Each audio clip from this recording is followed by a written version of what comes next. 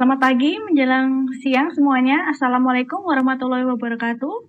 Selamat datang kembali di acara rutin Weekend Lecture yang dihelat oleh Fakultas Kedokteran Universitas Diponegoro. Nah, untuk bagi yang baru bergabung, mungkin masih belum tahu mengenai apa sih Weekend Lecture ini. Weekend Lecture ini sendiri merupakan suatu program yang dipersembahkan oleh Fakultas Kedokteran Undip sebagai bentuk pengabdian masyarakat yang diselenggarakan rutin setiap minggu guna memberikan edukasi serta informasi yang didapat dari narasumber yang kompeten di bidangnya. Tema yang akan dibahas kali ini adalah mengenai anak saya kejang, apa yang harus saya lakukan? Nah, kejang sendiri pasti akan memberikan kepanikan tersendiri kepada para orang tua, apalagi orang tua muda ya. Sehingga dengan kita mengikuti acara ini, kita akan mendapatkan jawaban yang tepat dari narasumber yang terpercaya. Pada hari ini akan hadir narasumber ahli kita. Beliau adalah dosen saya, yaitu Dr. Tuntaksi Sariharto, MSc Med SPAK. Beliau adalah dokter spesialis anak konsultan subdivisi neurologi di RSDK dan juga staf pengajar ahli Fakultas Kedokteran Undip. Selamat pagi, dokter. Assalamualaikum warahmatullahi wabarakatuh. Assalamualaikum warahmatullahi wabarakatuh. Sehat ya, dokter? Alhamdulillah sehat. Oke. Suara saya terdengar, dokter? Ya. Baik, dokter. Sebelum kita mulai, mungkin ada yang akan dokter sampaikan terlebih dahulu, dokter. Kami persilahkan. Oke. Ya, kali ini kita akan bicara tentang kejang pada anak ya. Jadi materi ini sebenarnya tidak hanya ditujukan untuk orang tua yang mempunyai anak kejang ya, tapi untuk semua orang tua yang mungkin bisa jadi anaknya bisa terkena kejang ataupun orang tua lain yang nantinya bisa menolong apabila ada anak kejang di sekitar mereka. Jadi materi ini untuk seluruh orang tua, tidak hanya untuk orang tua yang punya anak kejang aja ya. Nah, sebenarnya kejang itu apa ya? Jadi kejang itu adalah gangguan aktivitas listrik di otak, di mana gangguan tersebut akan mengakibatkan gerakan yang tidak terkontrol ataupun perubahan perilaku ataupun perubahan kesadaran. Jadi kejang itu sebenarnya tidak hanya kelojotan ya, tidak hanya kelojotan, kaku,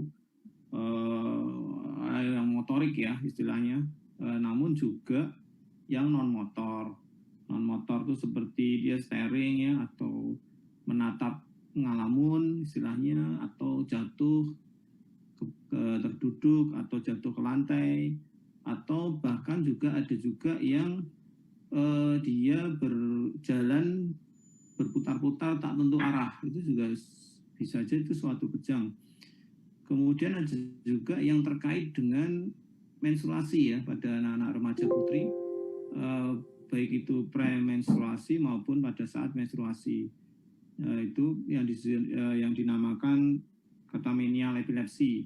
Nah, kemudian ada juga kejang yang bentuknya tertawa. Jadi kalau kejang dia ketawa, itu gelastic epilepsi atau gelastic seizure.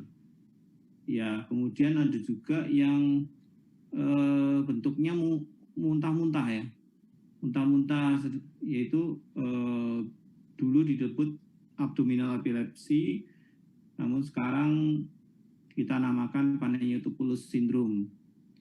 Nah, itu beberapa kejang yang ada. Mungkin saya perlu ini ya, tampilkan slide biar lebih boleh, jelas. Dokter. Ya, dokter. Sebentar.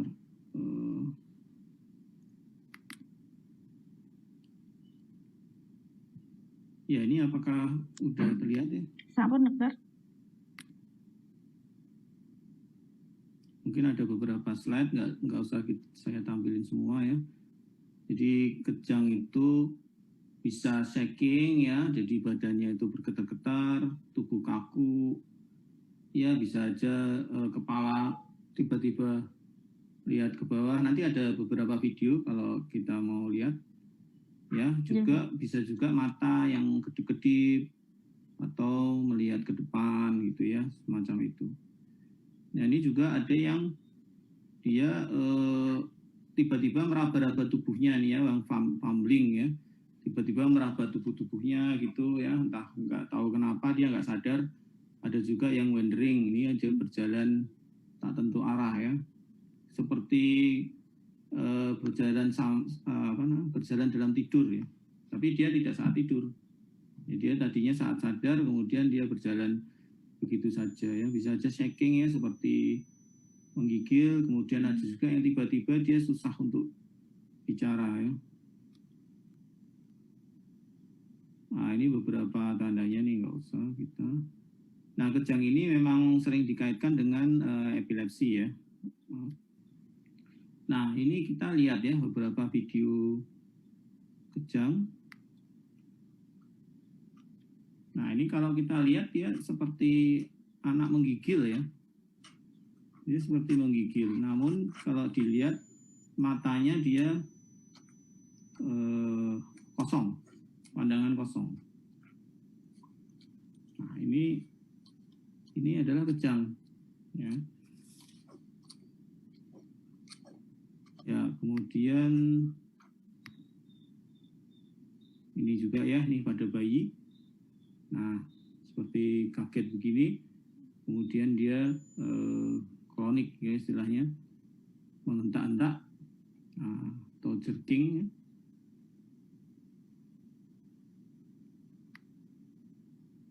Bisa juga yang seperti ini ya,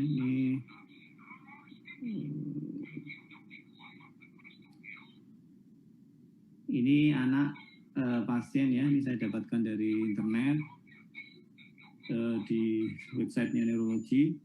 Ini anak sedang diperiksa EEG ya. Jadi dia tiba-tiba kayak menatap, staring, diam, kemudian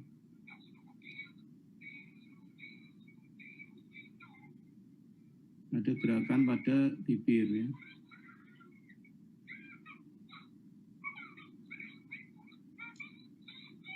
Ini adalah suatu aura ya. Terus kemudian nanti dia akan kejang. Oh ya, jadi dia kejangnya adalah seperti itu, di mulutnya bergerak-gerak ya. Ini sudah selesai kejangnya. Nah, udah sadar lagi ya, sudah ada kontak dengan orang lain.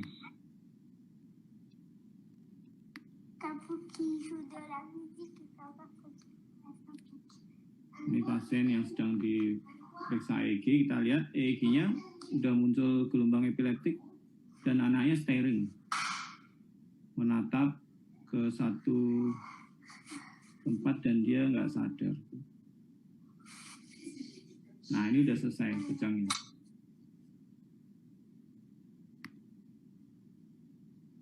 Ada juga yang seperti ini ya. Ini lagi asik bermain di dermaga nih ya, di tepi pantai. Nah, tiba-tiba kepalanya ke bawah ya.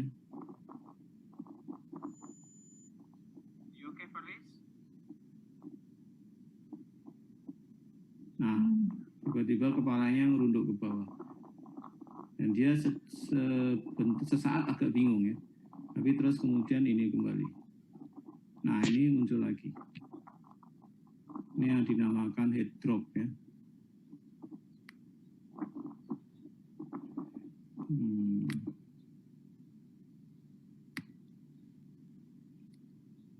Ada juga yang seperti ini.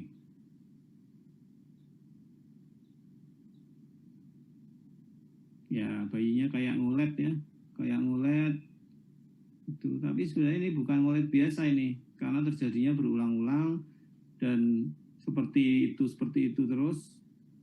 Nah, ini kejang ya, yang namanya spasme infantil.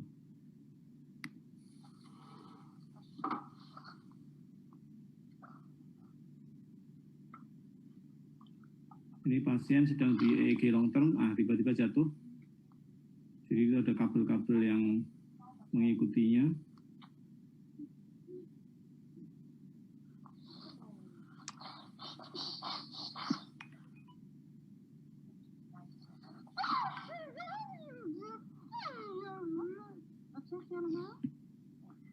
Ini ya anaknya ya.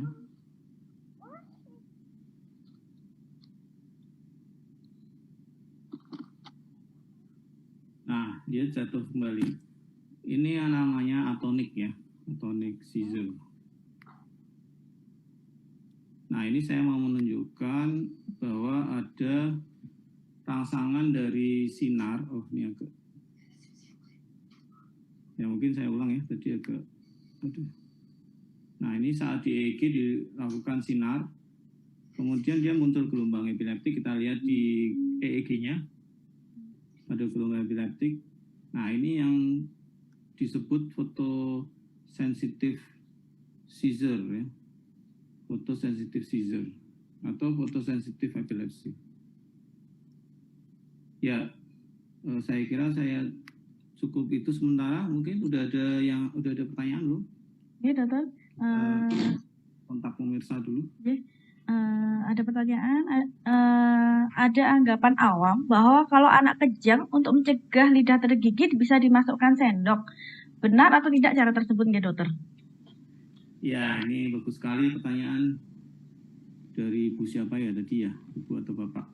Ya, memang dulu waktu saya sekolah juga tuh disebutkan kalau kejang itu supaya lidah tidak tergigit kita memasukkan sesuatu untuk mencegah lidah tergigit atau dia menggigit dalam pipi seperti kasa atau sendok atau tong spatol ya kalau di kita.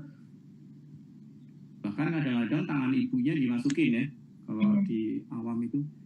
Nah, hal itu ternyata udah dilakukan penelitian ya.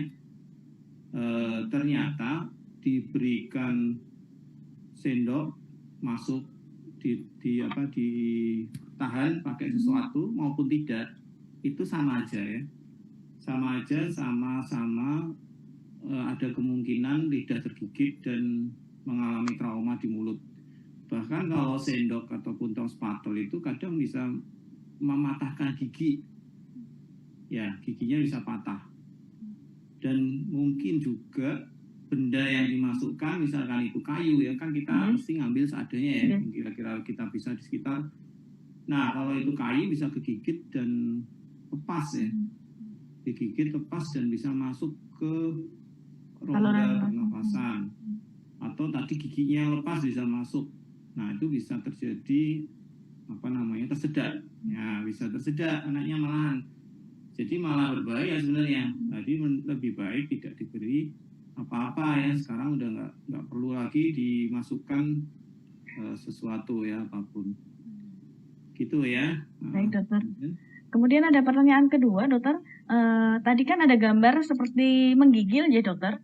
Pada demam anak suka menggigil. Kadang keluarga panik dan mengatakan itu kejang. Bagaimana sih cara membedakan menggigil dan kejang itu sendiri, dokter? Oh ya, bagus pertanyaannya ya. Jadi kalau menggigil itu sebenarnya suatu respon tubuh terhadap panas yang meningkat dengan cepat. Jadi anak menggigil. Nah, tentunya pada saat menggigil kita kalau megang anak juga masih belum teraba panas tinggi ya. Jadi kadang-kadang kita nggak tahu apakah ini ada panas atau yang lain. Nah, untuk melihatnya atau mengeceknya itu kita pegang atau kejangnya itu kita pegang, kita tahan, tapi tahannya gentle aja, jangan terlalu keras ya. Karena kalau terlalu keras, kalau itu kejang, kita akan bisa mencederai lengan atau badannya yang kita pegang itu. Jadi kita tahan secara gentle, apakah gerakannya itu berhenti dengan pegangan tangan kita. Kalau itu berhenti dan juga anaknya sadar ya, biasanya kalau menggigil tuh anaknya masih bisa diajak ngomong, pandangan mata tidak kosong ya. Jadi kita bisa melihat, nah itu berarti menggigil bukan kejang ya. Tapi kalau dia dipegang itu masih tetap bergetar gitu ya, kemudian pandangan mata kosong, kadang-kadang lihatnya ke atas itu ya. Nah itu harus hati-hati nih, ini jangan-jangan suatu kejang. Sehingga ibu harus waspada ya. Kalau ada kejang pada anak, sebisa mungkin harus segera dihentikan. Ya, saya kira itu mungkin. Dokter Ardin, ada yang lain? Ada lagi pertanyaan dari Ibu Novi, dokter. Kadang-kadang keluarga panik saat memberikan obat demam pada anak. Jadi hangat sedikit sudah diberikan obat demam karena takut kejang. Sebenarnya suhu berapa kita perlu memberikan obat demam pada anak, dan pengukuran suhu yang terbaik seperti apa yang bisa kita lakukan, dokter? Kan kadang sekarang ada yang lagi musim termometer ditempel di dahi, kemudian banyak pilihan sekarang gitu, dokter di telinga kayak gitu. Itu yang paling baik sebenarnya, pemilihan yang sebagai orang tua kita pilih untuk anak yang terbaik apa gitu, dokter, untuk termometernya itu? Ya oke. Untuk demam, berarti ini kejangnya yang terkait demam. Kejang yang terkait demam itu paling banyak adalah kejang demam. Yang lain adalah kejang yang karena infeksi otak, ya itu juga bisa kejang. Nah, kalau demam yang bisa mengakibatkan kejang itu adalah demam yang suhunya lebih dari 38,5 derajat Celcius. Nah, jadi kapan kita memberi turun panas? Ya tadi, bila suhunya udah 38,5 derajat atau lebih. Nah, untuk mengukur tentunya kita harus pakai termometer ya, tidak bisa pakai tangan meter. Ya, kita nggak bisa pakai gini aja, tapi kita harus ukur. Nah, ukur termometer itu yang paling tepat itu sebenarnya pakai termometer air raksa. Ya, termometer air raksa bisa ditaruh di ketiak, di bawah lidah. Namun termometer air raksa itu sekarang udah dilarang kayaknya ya, karena air raksanya takut kalau pecah, dan itu kan logam berat, bersifat toksik. Sehingga kita sekarang pakai termometer digital. Ada banyak ya termometer digital, yang di ketiak, yang dikempit, ada yang ditempel, ada yang ditembak gitu ya. Nah, ada sedikit perbedaan ya. Kalau pakai termometer digital itu terkadang tidak terlalu bisa akurat. Kalau saya perhatikan itu perbedaannya sekitar antara setengah, ya, 1/4 sampai setengah derajat ya. Kadang malah sampai 1 derajat itu kalau termometer tembak apalagi ya, karena terpengaruh juga dengan suhu udara yang dilewati, ya. Jadi ya, yang kita tembak kan tempat-tempat yang terbuka. Jadi tempat-tempat terbuka ini juga terpengaruh oleh udara sekitar, biasanya lebih rendah. Seperti kita lihat ya, kalau kita di mal-mal atau di kantor-kantor kan sekarang pakai termometer tembak itu kadang 35,5, 34,5. Jadi mana bisa kita suruh gitu ya. Jadi itu sangat terpengaruh dengan udara sekitar. Jadi itu sangat tidak akurat ya kalau suhu segitu. Ini mungkin ada kesalahan mengukur.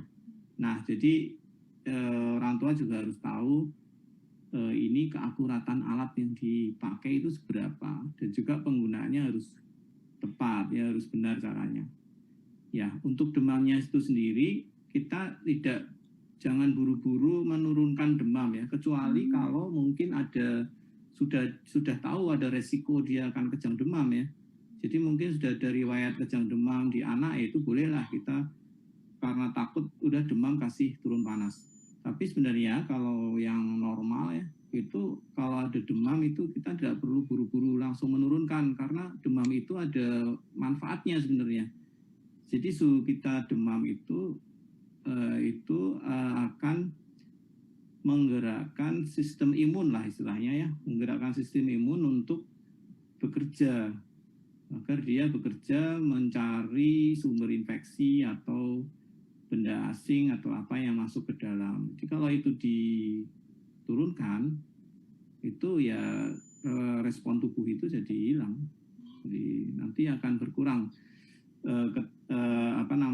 untuk mengusir infeksi atau benda patogen yang masuk. Saya kira itu. Ya, dokter. Ya.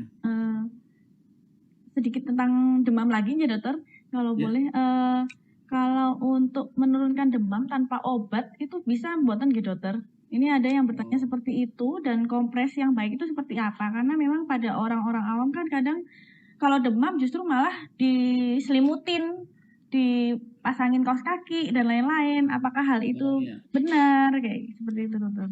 Nah, itu ada beberapa versi ternyata ya. Iya, Eh, Demam tanpa obat ini bagus sekali ya pertanyaan Ibu ini. Jadi memang kita jangan apa-apa obat ya. iya, Yang kita lakukan untuk awal kita turunkan suhu dengan cara lain ya, tanpa obat.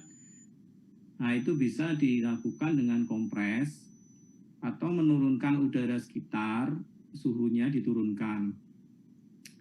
Nah, kalau kita sekarang kan pasti di rumah ada AC ya. iya, Sekarang kayaknya nggak mungkin rumah itu tanpa AC kecuali iya, di di pelosok di pegunungan. gunung ya. Itu masih belum pakai AC. Nah, kalau demam itu AC-nya diturunkan ya, suhunya ya paling enggak 20 ya, atau bahkan bisa 18 atau 16. Nggak apa-apa ya, turunkan sementara untuk mendinginkan lingkungan dan juga badan anak ya. Nah, tapi yang untuk kompres ini ada beberapa hal yang ada perbedaan pendapat di sini ya. Jadi kalau kompres karena itu ditempel ya. Jadi begini, sebenarnya kan menurunkan suhu itu kan atas perintah dari pusat ya, hipotalamus istilahnya. Nah, kalau panas itu maka hipotalamus akan memerintahkan suhu untuk suhu tubuh untuk dingin. Jadi sebenarnya kalau pakai air dingin, air es atau air biasa, itu tubuh akan menganggap itu kedinginan. Nah, jadi tubuh malah akan bertambah panas karena dia akan bereaksi. Nah, kalau untuk yang menempel di badan itu sebaiknya pakai kompres air hangat. Air hangat tuh air yang suam-suam kuku lah, istilahnya seperti itu. Jadi kita memanipulasi hipotalamus supaya dia mengenali bahwa oh tubuhnya sudah panas sehingga melebihi ambang sehingga ini perlu diturunkan. Jadi seperti itu. Kita kompres dengan air hangat. Kemudian juga masalah diselimutin itu sebenarnya ada benernya juga. Diselimutin agar badan kita hangat sehingga hipotalamus akan menganggap bahwa ini sudah melebihi ambang sehingga dia perlu menurunkan suhu. Sebenarnya ada benernya ya diberikan selimut tebal tapi tidak perlu lama-lama ya, secukupnya. Kemudian setelah anak panasnya tidak naik lagi atau sudah tidak menggigil, selimutnya bisa dibuka atau pakai selimut yang tipis. Saya kira itu. Memang ada beberapa versi dari ahli lain juga ada yang mengatakan diberi air dingin atau air biasa ya. Tapi kalau kita lihat cara kerja tubuh dalam menangani demam secara yang sentral ya, itu seperti yang saya sampaikan tadi. Mungkin itu. Baik, dokter. Ada pertanyaan lagi, dokter, Ya. dari Ibu Ivana Yulia. Apakah ada pencegahan untuk kejang karena cahaya seperti pada video dokter? Video dokter tadi ternyata memang betul-betul menarik, dokter.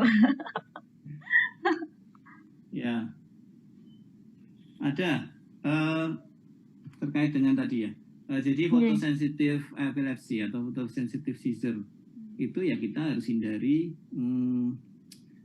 cahaya yang berkelip-kelip. Jadi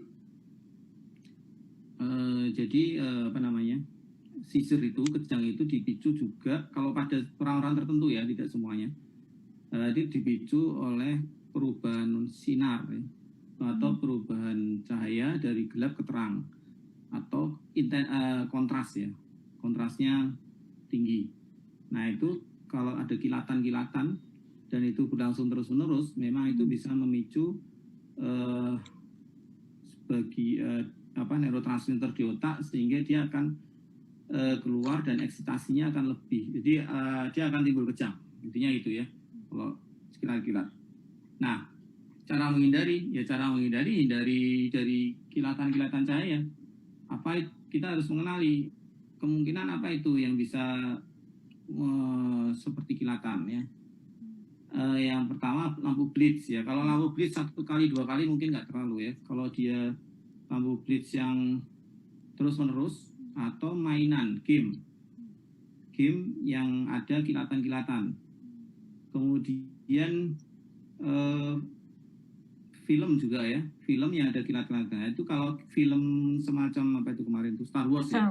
Itu Star Wars tuh di awal film udah disebutin itu bahwa pada orang dengan fotosensitif diharapkan tidak menontonnya ya, karena ada adegan yang pakai lightsaber itu yang bisa membuat kilatan-kilatan ya istilahnya.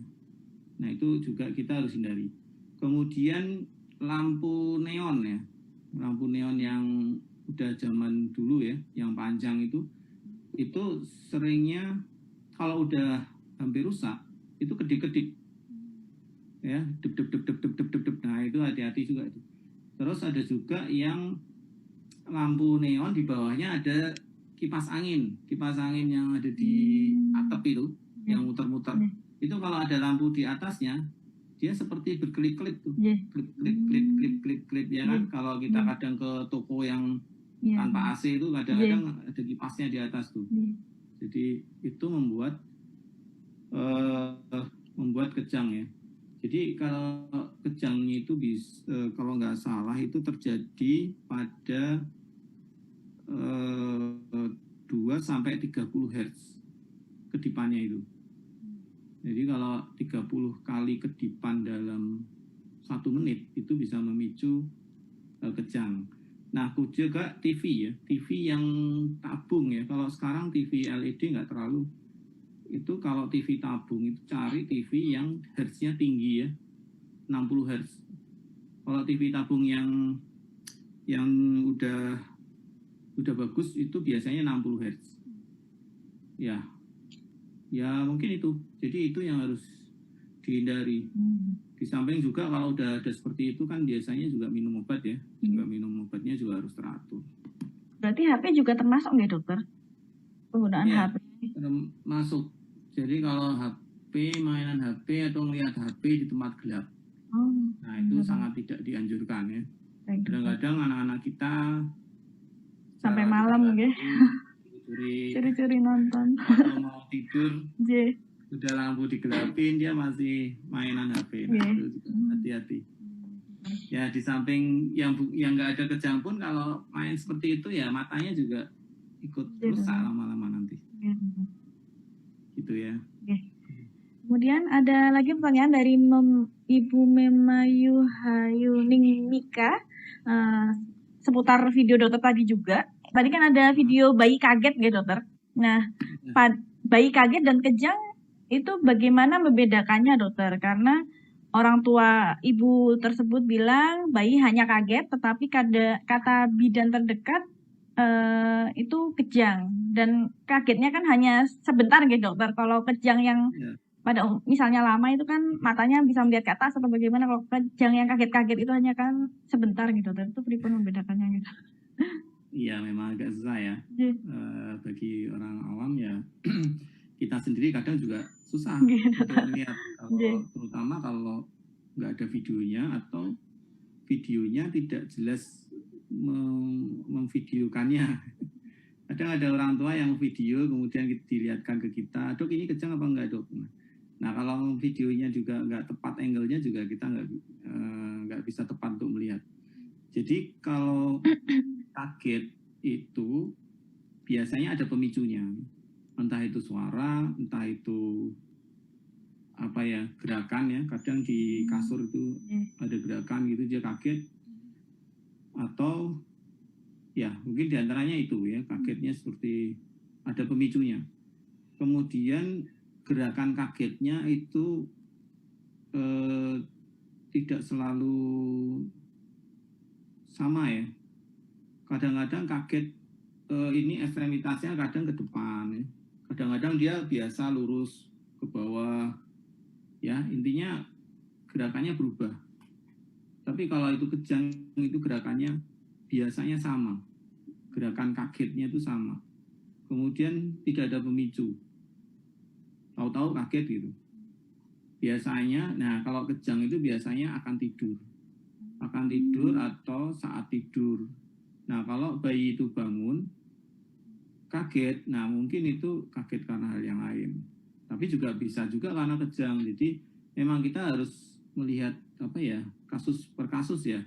Kalau ada seperti itu kita harus video, kita harus cermati ya, orang tua harus cermati apa sih kondisi lingkungan yang terjadi pada saat anak itu kejang ya, itu apa, terus disampaikan ke dokter. Jadi mungkin seperti itu jawabannya. Baik, dokter. Kemudian ada pertanyaan lagi dari Bapak Arya. Kejang demam sendiri sebenarnya bisa terjadi pada usia berapa? Kemudian pada usia berapa keluarga harus mulai khawatir anaknya bukan menderita kejang demam biasa, dokter? Oh ya, bagus pertanyaannya ya. Iya, dokter. Kejang demam itu biasanya terjadi dari usia 6 bulan sampai 5 tahun. Namun ya ada beberapa ahli yang mengatakan di atas 1 bulan. Jadi kalau anak udah di atas 1 bulan, ya tentunya semua ya, dari lahir juga kalau ada kejang ya kita harus waspada. Sejak lahir ya kalau ada kejang kita harus waspada. Tapi kalau itu suatu kejang demam, itu mulai dari usia 1 bulan sampai 5 tahun. Bahkan kadang bisa terjadi lebih dari 5 tahun ya, 6 tahun, 7 tahun. Ada beberapa sedikit yang 8 tahun ya, itu yang disebut kejang demam plus. Nah, jadi kita harus waspada di usia-usia seperti itu. Dan waspadanya yang bagaimana? Ya tidak semua anak demam itu pasti kejang ya. Oh ya, suhunya di atas 38,5 atau tinggi lah ya, suhu tinggi. Namun kan tidak semua anak dengan suhu tinggi akan kejang. Nah, itu kita bisa lihat kejang demam itu kemungkinan yang pertama itu adalah genetik. Ya, jadi diturunkan. Bisa jadi kita harus lihat ya, orang tua harus lihat apakah saudara-saudaranya ada yang pernah mengalami kejang demam ya waktu kecil. Mungkin ayah ibunya dulu waktu kecil. Nah, mungkin dia nggak tahu, harus tanya ke ayahnya atau eyangnya si bayi ya, harus tanya. Dulu saya waktu kecil kejang nggak Bu, gitu kan?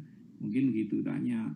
Kalau iya, ada kemungkinan itu anaknya juga menderita kejang demam, sehingga kalau ada demam ya harus hati-hati, tapi tidak selalu muncul di anaknya. Memang penurunannya secara autosomal dominan ya, jadi kemungkinannya besar lah ya untuk diturunkan ke anaknya. Terus apa lagi ya tadi? Pertanyaannya itu aja ya? Iya, itu aja, dokter. Ada lagi pertanyaan dari Bidan Desa Doplang. Siang dokter, pada kejang yang berhubungan dengan menstruasi tadi, apakah bisa dicegah dengan obat-obatan? Jika bisa, obat apa ya dokter? Oh ya, bagus nih ya. Kalau kejang yang terkait dengan menstruasi itu, kalau dia udah 2 kali kejang atau masuk ke kriteria epilepsi, tentunya kita obati sebagai epilepsi. Jadi kita pakai obat-obat epilepsi ya, macam asam laproat, fenobarbital ya. Tapi kalau asam laproat pada remaja Putri ini ya sebaiknya dihindari ya. Jadi pakai obat-obatan anti epilepsi ya, ada banyak ya, fenobarbital, phenytoin, topiramat, clobazam ya, bisa dicoba berarti ya, diberikan. Dan kadang efek dari obat tersebut untuk orang per orang itu agak berbeda ya. Jadi kadang orang ini bisa cocok dengan obat itu, tapi orang lain mungkin tidak ya, mungkin cocoknya dengan obat yang lain lagi. Ya itu harus diobati kalau ada kejang yang terkait dengan menstruasi yang saya singgung tadi. Baik dokter, ada pertanyaan lagi, masih banyak pertanyaannya dokter. Dari... Saya mau menunjukkan foto yang video yang ini. Oh boleh dokter, kalau gitu kita skip dulu pertanyaannya. Oke, boleh dokter. Nanti mungkin kalau masih ada pertanyaan, dokter. Gimana? Terserah. Video dulu enggak apa-apa dokter. Pembahasannya menarik memang. Coba saya screen video yang sekarang, video yang bukan kejang. Apakah udah kelihatan ya? Sampun dokter. Nah, sekarang kita lihat ya.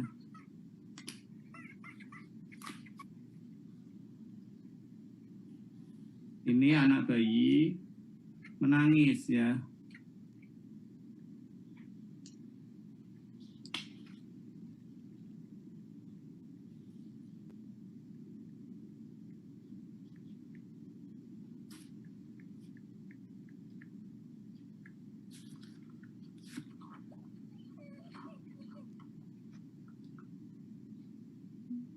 Ini menangis, terus wajahnya agak biru. Kalau kita perhatikan itu wajahnya agak biru. Mulutnya, bibirnya juga agak biru. Nah, kemudian dia diam. Nah, kalau kita perhatikan kan mirip kejang ini. Atau mungkin malah kejang ya, kalau kita lihat, oh ini kejang nih. Padahal ini itu bukan kejang. Ini adalah suatu yang dinamakan breath holding spell. Jadi serangan pada saat anak menahan napas ya, breath holding, menahan napas. Jadi karena dia saking jengkelnya, istilahnya gitu, ya saking jengkelnya dia nangis, terus kemudian dia nahan napas, membiru. Tapi terus akhirnya dia akan bernapas lagi dengan tarik nafas panjang, kadang terengah-engah, kemudian anaknya capek tidur. Nah ini mirip dengan kejang. Kalau kejang juga setelah sadar, anaknya capek juga tidur. Juga di sini mirip juga ada sianosis, ya, ada biru, ada kebiruan di sekitar mulut. Nah, tapi bedanya itu kalau seperti ini biasa ada pemicu. Pemicunya adalah dia ada sesuatu yang dia nggak nyaman atau dia jengkel. Seperti mungkin dia pengen digendong tapi nggak digendong. Dia minta mainan tapi nggak dikasih. Hal seperti itu, terus kemudian dia menangis dahulu. Jadi cirinya adalah mesti ada awitan dia menangis dahulu. Ya, tapi kalau kita sebagai dokter ya, kalau kita sebagai dokter menemukan hal ini, kita jangan buru-buru, oh ini bukan kejang nih, nggak usah, nggak diobati, nggak apa-apa. Jangan dulu, kita harus konfirmasi dengan EEG. Kita konfirmasi dengan EEG, kita lihat gelombang otaknya. Apabila memang tidak ada gelombang epileptik, mungkin kita bisa katakan, oh ini bukan kejang, observasi, dan juga mungkin perubahan pola asuh ya kali ya. Jadi biar anaknya tidak sering-sering jengkel. Ini juga nih ya, dari setahun ini saya sudah menemukan 3 ya kasus atau bahkan 4 ya yang sekarang sedang dirawat inap itu juga dikatakan bahwa ini kejang. Bahkan oleh dokter sebelumnya udah diberi obat. Jadi modelnya kejang seperti ini. Jadi kakinya menaut, kaki kanan dan kiri bertaut, ya. Kemudian dia seperti kaku ya, tubuhnya kaku gitu. Kadang kalau diangkat dia kaku. Nah, ini yang disebut bahasa sekarang itu adalah self gratification disorder. Tapi bahasa dulu, ya mohon maaf nih, bahasanya agak vulgar ya, adalah masturbasi infantil. Jadi pada anak-anak itu kadang-kadang ada yang sudah mengerti ya, merasakan dia nyaman dengan seperti ini. Ya, jadi kakinya menaut. Nah ini kalau dilepas, dia bisa dilepas. Tapi dia menaut lagi ya. bertaut lagi. Nah, ini sering nih pada anak-anak. Dari Januari sampai sekarang saya sudah menemukan 4 ya. Dan kalau ada seperti ini juga sama ya. Kita kalau sebagai dokter kita EEG dulu ya.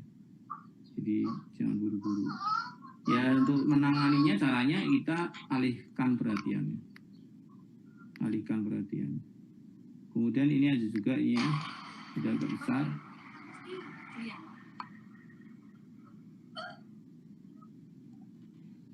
Nah, jadi bergerak-gerak gitu kayak kejang ya. Nah, ini yang dinamakan tik.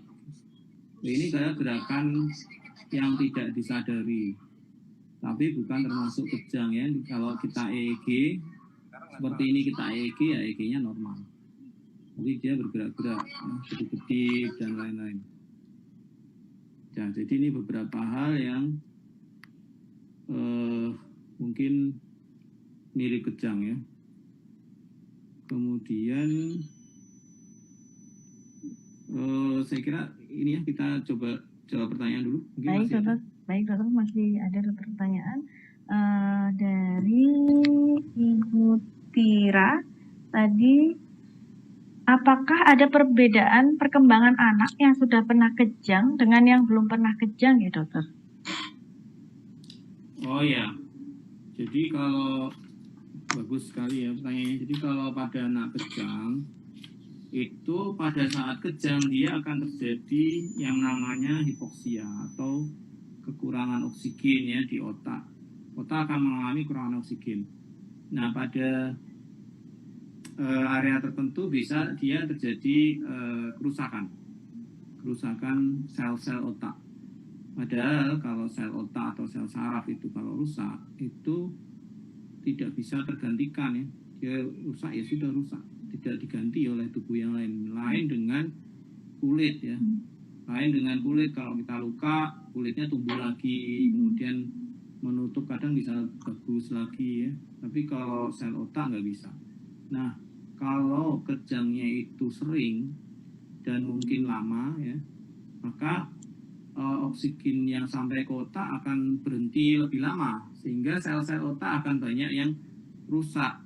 Nah, kalau ini terjadi di area kognitif misalkan ya, atau mungkin area bicara, nah itu bisa pengaruh tuh. Kalau terlalu banyak sel-sel yang rusak, dia akan mengurangi daya pikir istilahnya ya, berpikirnya lambat misalkan. Kalau dia di daerah motorik yang kena, ya nanti dia akan terjadi kekakuan otot-otot ya, mungkin kalau luas ya bisa aja itu palsi cerebral ya istilahnya. Itu akan perkembangannya akan terganggu. Nah, perkembangannya terganggu. Kadang dia harusnya sudah bisa jalan, masih belum bisa jalan. Harusnya sudah bisa mengerjakan, kalau udah agak besar ya, harusnya sudah bisa memegang atau mengerjakan sesuatu, itu masih belum bisa. Ya memang kejang bisa mempengaruhi perkembangan anak. Bila kejang yang terjadi itu membuat sel-sel otak banyak yang rusak. Banyak yang rusak, kenapa? Itu karena kejang yang lama dan berulang-ulang. Jadi seperti itu yang bisa mempengaruhi perkembangan anak. Ya. Dokter. Ada pertanyaan lagi dokter. Anak yang sudah pernah kejang, seberapa besarkah kemungkinan untuk kejang kembali dokter? Nah itu bagus pertanyaannya ya. Jadi kalau udah pernah kejang, kejangnya tapi nggak disebut ya, kejang demam atau kejang apa ya? Tidak disebut. Ya, kalau pernah kejang itu bisa sekitar 20-30% ya, kalau nggak salah bisa muncul kembali. Jadi memang agak besar ya kalau di di persentase itu. Bahkan kalau anak yang menderita kejang yang disebut epilepsi itu ada ahli yang mengatakan kalau dia sudah nggak kejang itu tidak sembuh. Ada yang ngomongnya bukan sembuh tapi remisi ya istilahnya, dan bisa kambuh kembali. Nah, kambuh kembali ya tergantung dari orangnya ya, tergantung dari anaknya, berapa persentasenya. Ya, saya kira itu ya cukup ya. Terus Kemudian ini ada nyambung lagi pertanyaannya yang tadi, kejang bisa sembuh tidak dokter? ya itu tadi. Remisi akan selalu. Ya, Berarti ada yang bilang bisa, ada yang enggak. Ini tergantung ini ya, maaf, tergantung kejangnya apa ini. Kalau kejang demam, ya kejang demam ini istilahnya ya agak ringan lah ya. Jadi kalau kejang demam itu kalau udah melewati masa periode itu 5 tahun itu insya Allah itu bisa dinamakan sembuh. Ya, tapi kalau yang epilepsi itu kalau kita menganut ahli yang mengatakan bahwa ada ahli yang mengatakan itu sembuh. Jadi kalau kita udah nggak kejang lagi atau anak itu tadinya menderita epilepsi kemudian diobati 2 tahun bebas kejang, kemudian kita hentikan obatnya, kemudian kalau nggak salah ada waktu sekitar 2 tahun untuk kita observasi. Setelah itu tidak ada kejang, itu bisa dikatakan sembuh kepada penderita epilepsi. Kalau dia kejang lagi, yaitu berarti epilepsinya berulang. Ya, saya kira itu. Ini ada pertanyaan juga dari Ivana Yulia P. Dia berkata bahwa pernah melihat anak yang diberi obat kejang, tapi anak jadi sulit makan karena mengantuk seharian, dokter. Apakah ada obat kejang yang tidak terlalu bikin mengantuk, dokter? Ya. Ya, memang efek samping dari obat anti kejang itu adalah mengantuk. Itu efek sampingnya. Gimana ya? Kalau mengantuk mungkin kita harus balik lagi ke dokternya ya, dokter yang memberi. Nah, itu nanti kita dokternya bisa adjust lagi mungkin dosisnya ya. Dosisnya mungkin perlu dikurangi atau mungkin pakai obat lain yang sekiranya tidak terlalu bikin ngantuk ya. Jadi ada memang obat-obat tertentu yang membuat kantuk berlebihan. Nah, tapi ada juga itu hanya respon awal ya. Kadang-kadang itu hanya sebagai respon awal pada saat awal diberikan obat tersebut.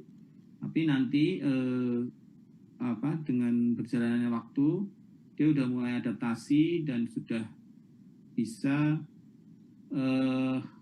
efek samping tersebut tidak muncul kembali. Nah, ini aja konsultasi lagi ke dokter yang memberi obat. Saya kira itu biar dosis yang diberikan bisa lebih tepat. Baik, dokter. Ini ada pertanyaan dari Wida Indradi, dokter. Beliau punya putri yang autis epilepsi. Untuk menentukan dosis obat epilepsi apa harus dengan EEG? Karena menurut beliaunya dengan kondisi yang saat ini takut untuk datang sering-sering ke rumah sakit gitu, dokter. Ya, terima kasih. Siapa tadi? Pak Bu Yuni. Wida Indradi. Pak Wida ya. Wida Indradi. Oke. Terkait dengan anaknya ya. Jadi EEG ya.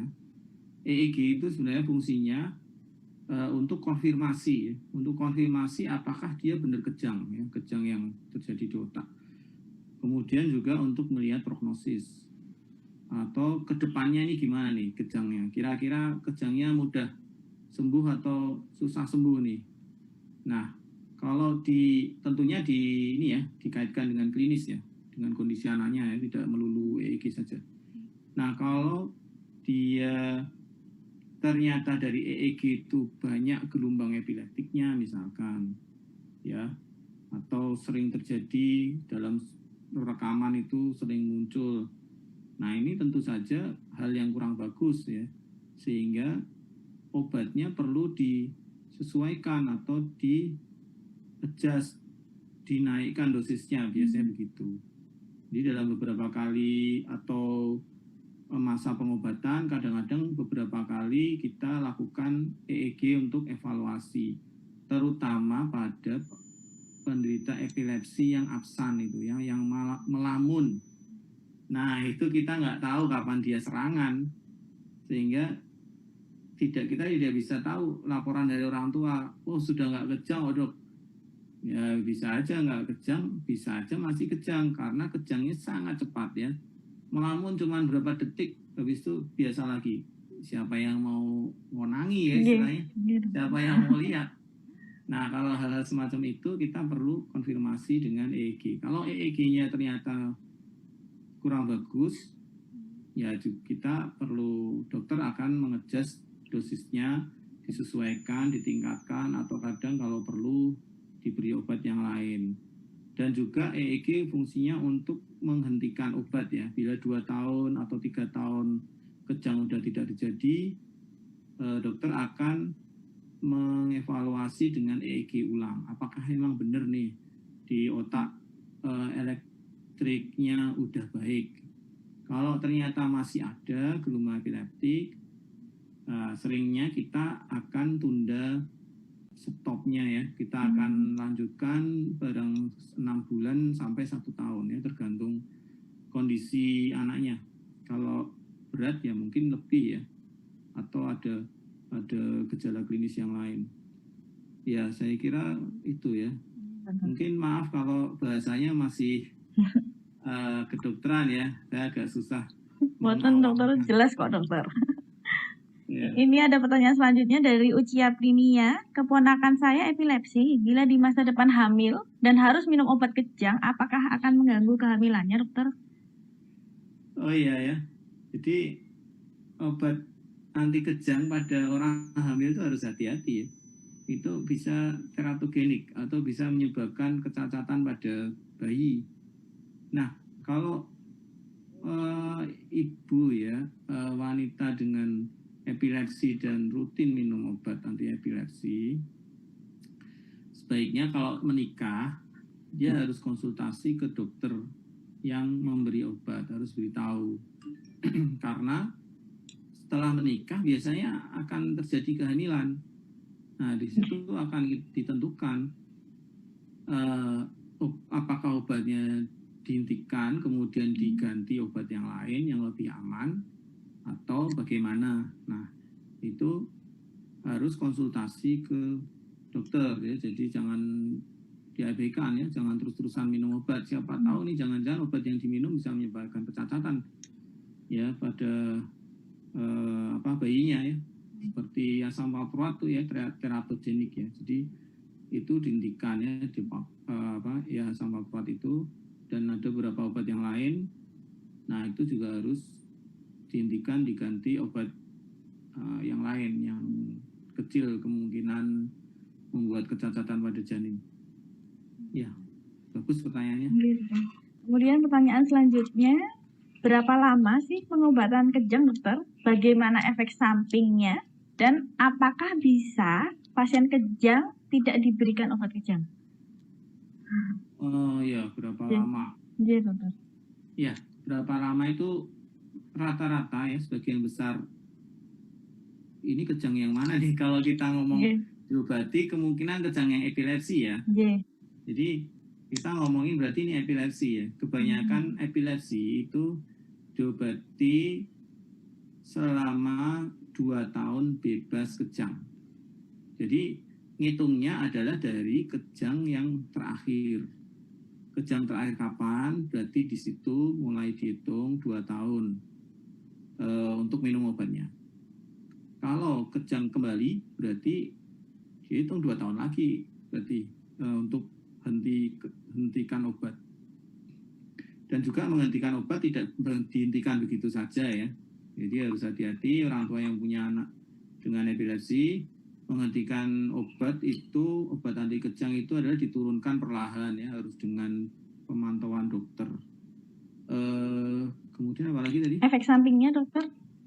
Efek sampingnya ada banyak ya, tergantung jenis obatnya gitu, dokter. Dan tergantung anaknya ya.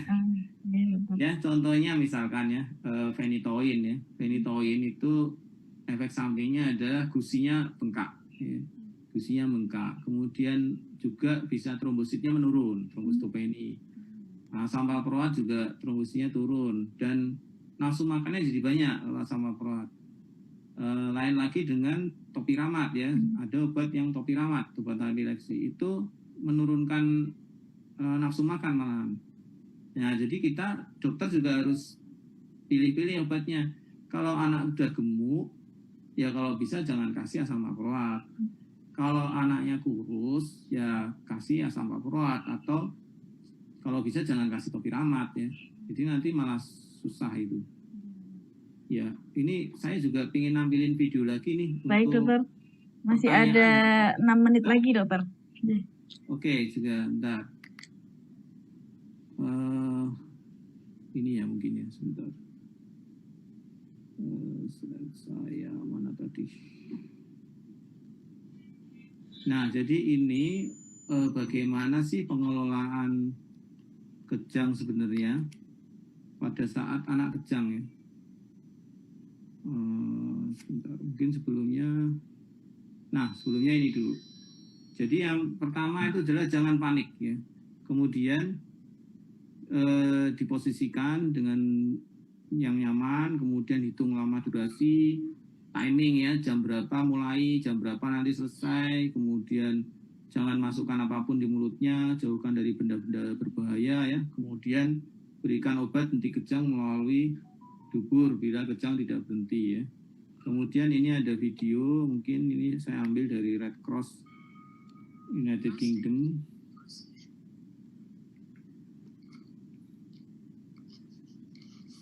Ya, sedang menonton TV, ternyata anaknya kejang ya. Bisa jadi ini photosensitive seizure. Yang pertama kita protek dulu dari itu, jadi ditaruh sesuatu di bawah kepalanya ya, biar tidak terantuk-antuk kepalanya, tidak trauma. Kemudian kita tidak tahan ya, jadi jangan ditahan kejangnya. Nah, setelah itu kita kejang berhenti. Ini kalau ini dilihat apakah dia masih bernafas apa enggak. Apabila masih baik, biasanya anak akan tidur ini ya. Nah, ini diposisikan ke posisi mantap lah istilahnya. Nah, kalau di video ini tidak memperlihatkan untuk memasukkan obat ya. Nah, ada obat anti kejang yang dimasukkan ke dubur. Karena kalau pada saat kejang, nggak mungkin kita masukkan obat lewat mulut ya. Jadi ada obat yang masuk lewat dubur, diazepam. Caranya seperti ini, dibuka dan dimasukkan ke pantat. Ditunggu sekitar 5 menit dia akan berhenti. Jadi mungkin slide-nya mungkin saya cukupkan. Ya, masih ada pertanyaan nggak, Dokter Ardin? Masih ada, dokter. Ini pertanyaan dari Bapak Arka. Jika anak pertama kejang, apakah anak berikutnya bisa kejang juga, dokter?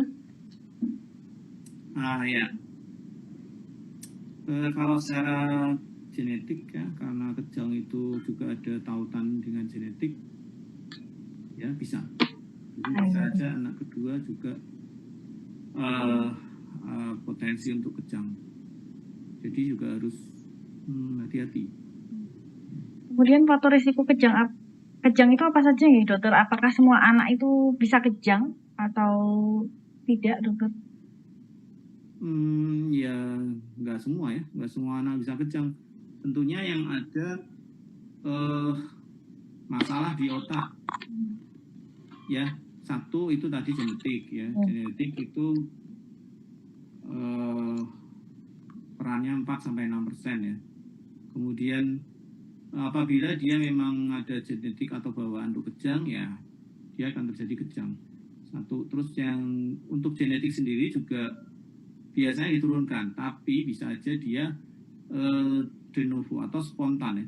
Spontaneous itu terjadi pada anak tersebut. Nah, jadi ada mutasi spontan ya mungkin, sehingga pada anak tersebut jadi secara genetik dia ada risiko untuk kejang. Kemudian yang berikutnya ada fokus atau ada apa ya kelainan atau masalah di otaknya. Jadi misalkan dulu ada riwayat dia pernah hipoksia atau kekurangan oksigen. Nah, itu bisa menyebabkan fokus kejang di kemudian hari ya. Seperti mungkin cerebral palsy itu juga banyak atau sering mengakibatkan kejang. Kemudian anak dengan ADHD, anak dengan autis itu ya juga seringkali disertai dengan kejang atau epilepsi. Dia ada beberapa risiko ya untuk terjadinya kejang. Baik dokter, tidak terasa waktu sudah 1 jam ya dokter, tapi masih banyak pertanyaan sebenarnya. Tapi mungkin ada take home message dari dokter yang akan disampaikan dokter untuk para pendengar setia Weekend Lecture. Ya, terima kasih pada para pemirsa, penonton, ya para orang tua untuk kejang kali ini. Ya, di samping untuk anaknya juga untuk sekitarnya, mungkin ada anak yang kejang, sedang kejang atau bagaimana, diharapkan sudah bisa menolong ya, atau paling enggak bisa menenangkan orang tuanya agar bisa mengatasi dengan tepat. Terus orang tua juga harus aware ya, apakah anak punya risiko ya, seperti tadi harus dilihat apakah saudara-saudaranya atau bahkan mungkin dia sendiri ya waktu kecil ada kejang ya, atau ada saudara yang sedarah itu yang mempunyai kejang. Jadi itu harus diketahui. Ada kemungkinan anaknya juga bisa menderita kejang. Ya kalau ada itu persiapkan obat ya, obat di rumah seperti tadi yang obat dimasukkan dubur itu sebaiknya dipersiapkan di rumah. Kan kalau kita tidak tahu apakah nanti akan terjadi kejang apa tidak pada anak. Kemudian terkait dengan kejang demam itu harus cek selalu suhu tubuh ya. Jangan cuma pakai tangan aja, lebih baik pakai termometer, sediakan termometer di rumah sehingga bisa tahu kapan kita mau ngasih obat turun panas, kapan kita hanya kompres atau banyakin air ya. Tadi lupa ya, banyak air minum itu juga bisa menurunkan demam ya. Saya kira mungkin seperti itu ya yang bisa kita tekankan pada para orang tua agar anak kita tidak terjadi kejang sehingga tumbuh kembangnya optimal dan jadi anak-anak generasi penerus yang berkualitas. Saya kira seperti itu. Dokter, terima kasih materinya dokter, sangat banyak pencerahan hari ini dan bahwa ternyata kejang itu bukan hanya yang kelojotan aja tapi banyak tipe kejang ya dokter, dan banyak bentuk-bentuk seperti kejang juga yang harus kita waspadai sebagai orang tua. Terima kasih bagi para orang tua yang sudah bergabung dengan kita di Weekend Lecture pada hari ini. Mohon maaf karena keterbatasan waktu sehingga masih tidak semua pertanyaan dapat kita bahas pada siang ini. Sampai jumpa lagi di acara Weekend Lecture yang tidak kalah menariknya pada pekan depan. Akhir kata, saya Dr. Adin Gustianirum dan Dr. Tuntaksi Sariharto MSc Med SPAK mohon undur diri. Terima kasih. Wassalamualaikum warahmatullahi wabarakatuh. Terima kasih. Semoga bermanfaat ya. Assalamualaikum warahmatullahi wabarakatuh. Selamat matur nuwun sangat dokter atas waktunya.